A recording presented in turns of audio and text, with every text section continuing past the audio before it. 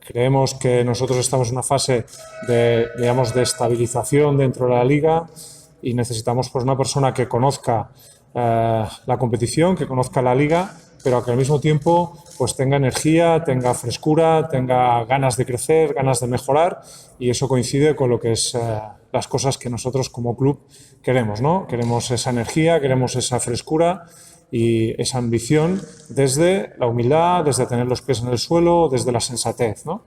Una forma de trabajar con cabeza y coherencia y eso me da pie a venir con muchas ganas y un sitio donde puedo hacer mejorar a jugadoras, puedo hacer mejorar a un club y puedo crecer yo como entrenador. Eso me gusta, eso, partir de ese respeto del rival, partir de ese respeto de la liga, es un pie importante para llegar a ser un equipo que sentarse en la categoría, de ir creciendo paso a paso y empezar con eso está muy bien. Sí, eso se verá luego con el equipo que se consiga hacer y tal. La ambición es máxima, y es algo que va también con el club donde estamos. Eso no se negocia, eso siempre va a ser máxima. Luego que hay unos objetivos mayores o menores, irá en función también un poquito del equipo que haya, pero la ambición a conseguir esos objetivos es con la que venimos a trabajar cada día y yo creo que sí.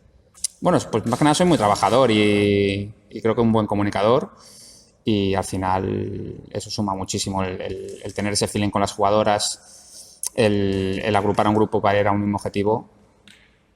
Soy muy trabajador en ese aspecto. Pues sobre todo un equipo que trabaje bien, que el día a día sea muy positivo, que haya un buen grupo de jugadoras, eso al final lleva a ganar partidos. Y también estamos trabajando en configurar el equipo.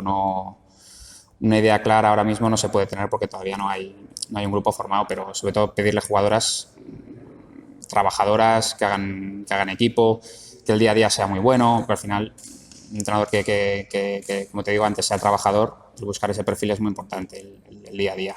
Y jugadoras tanto buenas en ataque, que tengan versatilidad en varias posiciones y que defiendan duro.